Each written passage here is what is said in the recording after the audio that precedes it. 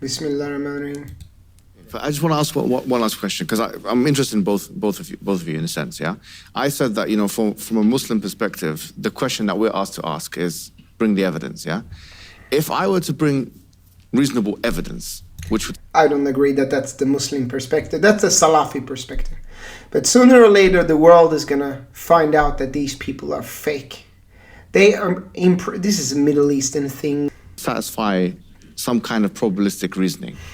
That the probabilistic reasoning. Oh, and the probabilistic reasoning, that's supposed to impress people. You know that I am a quant analyst. I work with probability theory, or we model PD, or probabilities of defaults in banks, It's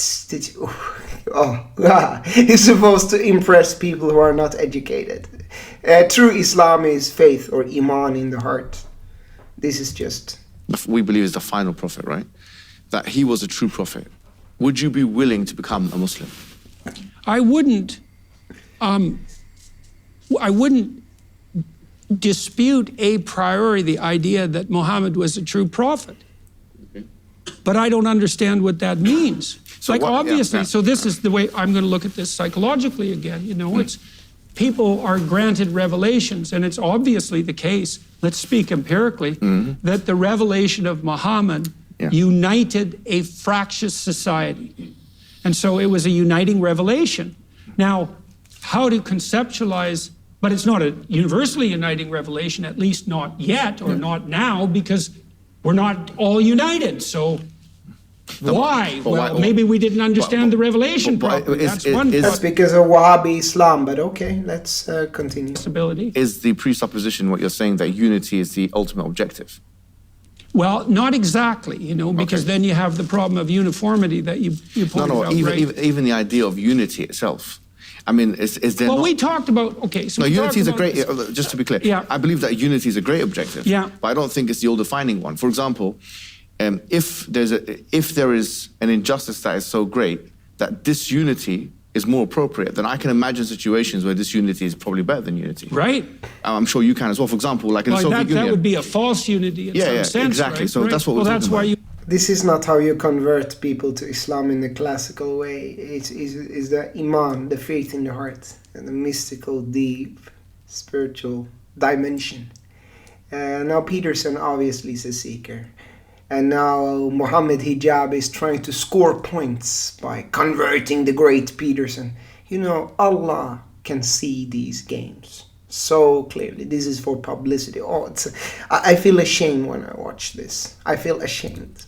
We wanted to address the elephant under the carpet right away. Exactly. We can't have a false peace. Exactly. And we can't incorporate things we can't yet incorporate. Yes. The reason why I'm bringing this to your attention is because I feel like it's my duty as a Muslim, especially in the mosque, right, to tell you that as Muslims, we believe that the previous dispensation... No, it's not your duty as a Muslim. You are a self-anointed imam. I don't even accept him as an imam because he rejects Islam, Imam Hassan, in the classical way. He's not trained in tasawwuf. Anyone who is not trained in tasawwuf, or what you call Sufism in English, I don't even accept as authentic because they don't have the deep, inner, mystical, meditative dimension. I feel ashamed when I watch this. As they were like Christianity and Judaism, they are part of our faith in a sense. Not in the sense of believing in doctrines and all of that kind of thing. Do you own Islam? Oh my God. Like, we obviously don't believe in original sin or the resurrection, the crucifixion, all this kind of thing. We don't believe in any of that. Or the Trinity, of course. But in the sense that we do believe in Jesus Christ, we believe in all of the Old Testament prophets, most of them, if not all of them. And people Abraham, like Moses, Jesus, and so on. And we believe that each prophet was sent with two things: the message, which is to believe and worship in one God, and some kind of evidence to indicate their truthfulness. So with, for example, Moses and Jesus, we know what their miracles are, splitting the sea, and we believe that actually happened historically, right? We have no qualms with that. We don't have this kind of materialistic viewpoint on the issue. With Muhammad sallallahu alaihi wasallam, we believe... Muhammad Hijab, is he the spokesperson of Islam? If you think you are a spokesperson of Islam, then you are claiming to be a prophet. Why not be a little bit more humble, like we were in the classical days? If you want to have a school of Islam or a teaching, or you and your congregation, your jama'at, Speak then for you and your congregation. Don't claim to represent Islam. So arrogant and so hypocritical. But people will know the truth. That because he was sent to all of humanity, he had to have an evidence base that would satisfy not just the eyes. In other words, it wouldn't be just something that could be witnessed. It would be something that can be interrogated and scrutinized for all times and places. About. So it would be all the prophets came to represent all of humanity, but Sayyidina Muhammad sallallahu alaihi wasallam was the Khatim Nabi, the seal of prophets, meaning that he's the final one. So he come with the final revelation. The revelations were revealed sequentially: Torah, Injil, Quran. But there were 124,000 prophets sent all over humanity. But prophet is the seal of those in this time period. Auditory revelation. In this case, it's the Quran. The Quran means a recitation. Yeah. So the central message of the Quran is Tawheed, or the idea of worshiping one God. That's your in one God, as we've mentioned. That is your tafsir of the Quran. Now you're making a tafsir. You're interpreting it. You are allowed to make such an interpretation that is the central message. But you are not the spokesperson for the Quran unless you claim to be Prophet Muhammad sallallahu alaihi wasallam, which you are not. But there is an attempt in the Quran to challenge. Like, for example, there's something called the falsification test, or the inimitability test. The Quran says, for example, that try and find a contradiction within the Quran. Now they are mixing. Had it been from other than God, لَوَجَدُوا فِيهِ اخْتِلَافًا كَثِيرًا, they would have found in it many contradictions. This inimitability challenge is to produce something as sophisticated as it, in terms of the linguistic composition as well as the structural component. This is very... Yeah, that sort of verse has a meaning, and historically it was practiced, some people trying to create an ayat, but it didn't work, and so on. So that also has a place and a context, but he is really adding his own interpretation to Quran and Sunnah, and then he's calling it Islam. And he's basically, Muhammad Hijab is basically declaring himself the spokesperson for Islam. Interesting, because now even Western academics like Angelica Neuris and others have said that this challenge has not been met. It's a German Orientalist. She's recently said this. So this is another thing. And then you have a range of prophecies, for example. Like if you look at Deuteronomy chapter 18, verse 21, it's mentioned in the Bible that one of the hallmarks of a true prophet is that, or a false prophet, is that when they talk about the future. I have to be really patient when I watch these Salafis, because this is so fake. And Ya Sabr, may Allah give me patience. That it will be false. Well, the Quran makes very specific prophecies about the future. For example, in chapter 30, verse 2 to 4, it says, غُلِبَتِ الرُّومُ فِي أَدْنَى الْأَرْضِ وَهُمْ مِنْ بَعْدِ غَلَبِهِمْ سَيَغْلِبُونَ. That the Romans had been defeated. At that time, there was the Sassanid Empire and the Roman Empire, and they were in war with each other. And that from 3 to 9 years, that they would defeat the enemy, you see. It gave very specific timelines. It gave very specific, and this was a very risky type of prediction. Because if you got it wrong, then it would endanger and undermine the entire prophethood of the Prophet Muhammad. But it did happen. And in fact, you'll find historical things which are not even in the Quran. That Rome was defeated? That the Romans had been defeated by the Persians in a battle. Yeah? Okay. And so it's mentioned in, for example, the Chronicles of Theophanes, which is a primary source material outside of the Quran and Sunnah. You can find it now, it's even translated into English. He clearly mentions that 8 years after this particular prediction took place, it did happen like that. So we have a range of predictions, even that relate to the current day. The Prophet said that the barefooted Arab, يَتَطَاوَلُونَ فِي الْبُنْيَانِ. Look at his beard. Look at this guy's beard. He has this biggest beard. He doesn't even have a normal beard. He exaggerates with his beard to prove that he's a Muslim. And then he dresses like a Western man with a suit and a tie. Big beard suit. You don't even have Sunnah clothing. You don't even have Sunnah clothing. Where is your turban? I shouldn't even say that. Where is your Sunnah ring? Where is your Sunnah clothing? You don't even wear Sunnah colors. And he has big beard. I'm sorry. Does this work in the Middle East? All the Arabs like, oh, mashallah, mashallah, he's so knowledgeable. Does this work?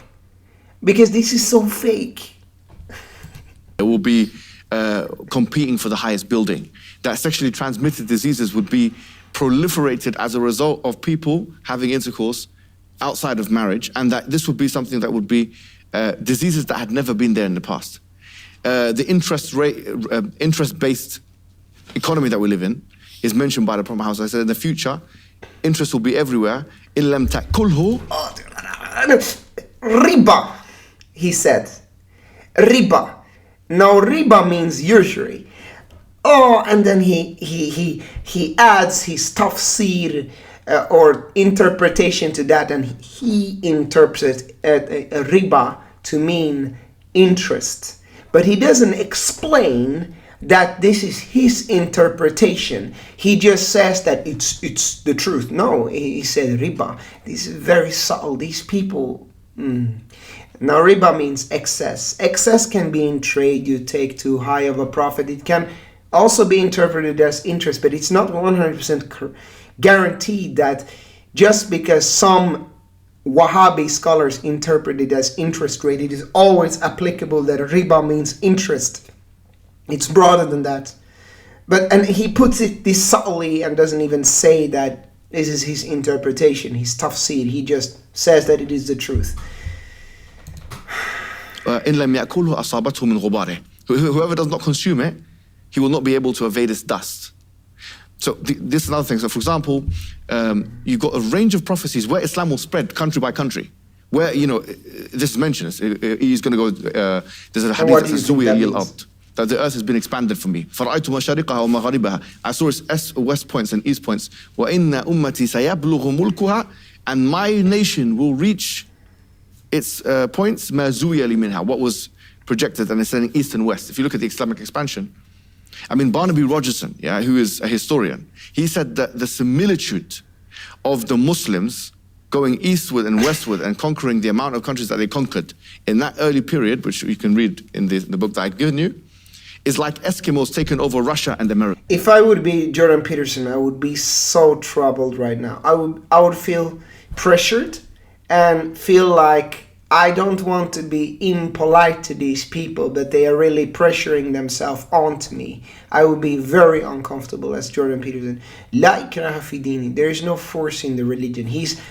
Muhammad Hijab is trying to force his misunderstanding of Quranic verses onto Peterson. So Muhammad Hijab is trying to force his beliefs to Peterson. But Peterson is likely knowledgeable enough to see that this is one man's interpretation, and maybe the interpretation of Muhammad Hijab's teacher or whatever school he went, probably Wahhabi Saudi Arabian funded school, like all of the schools are nowadays, Saudi oil dollars. This is not the classical way of Islam. You don't force yourself like this on people. That's what he said, Barnaby Rogerson. On the point of prophecies, even people like Edward Gibbons, they agree that the prophecies of the Quran had been met. So I have to ask. Yeah. So I don't understand the question exactly. He wants to know if you will convert to Islam. No, I'm saying that. No, that wasn't. That's the question. Try to laugh, uncomfortable. I feel so ashamed. This is so uncomfortable. Look, I would say to some degree, it's not up to me. No, but my question was... Ameen, ya Rabbi. It is not up to you, Jordan Peterson. Please listen to a Sufi. It is not up to you, Jordan Peterson. It is Allah. When Allah wants it, it will happen. If God wants it, God will... Sorry. When God wants it, it will happen in your heart. And He will open it for you. And you will find the right Imam and the right place. That's why there is no force, like ikraha fi dini, because when Allah wants it to happen, how the classical ways, you just present it in the way, and if the person is ready, then he's ready. You don't try to force him or convince him or something like that. It's only gonna lead to him converting for the wrong reasons and going through an identity crisis. It's gonna be haram. La ikraha fi dini, there's no force. It's when God wants it for you, it's gonna happen. So all of this is just uncomfortable, but he's doing it for show, and Muhammad Hijab and probably Peterson also. Just to remind you, the question was, if I gave you evidence that would satisfy a certain level of probabilistic... No. Of course no. Iman is in the heart. As the Quran says, faith is something that comes here. It's not rational. It's not something that you do in the mind. Faith, iman, ya ayyu alladhina amanu is in the heart. And when Allah opens your heart, it will happen. This is, thank you. Then. No, because that isn't how I evaluate the situation. How would you evaluate it? This is the crux. Well, I'm a Muslim enough to have been invited to your mosque. No, you're always invited, even if you're not there. But I mean this specifically. Yeah, I mean this very specifically, you know. I don't think in some sense, it's a very complicated problem. Okay. You know, when people meet me on the street, they'll say things like, I met a couple of Orthodox Jews in New York, and they said to me on the street that they call me rabbi, which was, it's a hell of a thing to hear, you know. And so, and then I have Muslim people who are listening to my biblical lectures, and More than that, by the way. Yeah. Yes, more than that. And you know, they say, well, Peterson doesn't know it yet, but he's really a Muslim, and that's very that's an honor, you know. Just like it was an honor to be approached by these Orthodox Jews, and that hasn't only happened once. And I've had lots of correspondence with people, and the same thing has happened with the Orthodox Christians, and to some degree the Catholics, and lesser so the Protestants, and so I don't know exactly what to make of that. We talked about this a little bit. Yeah. And let's talk about proof, you know. Well, for me, the proof of faith is the attractiveness of its adherents. And that's something to think about, right? Well, are you a shining example of the Muslim faith? Well, how hard do you shine? But you cannot force Islam onto anyone. When Allah wants it for you, Allah will open your heart. This is the classical way, inshallah. Astaghfirullah, Allah knows best.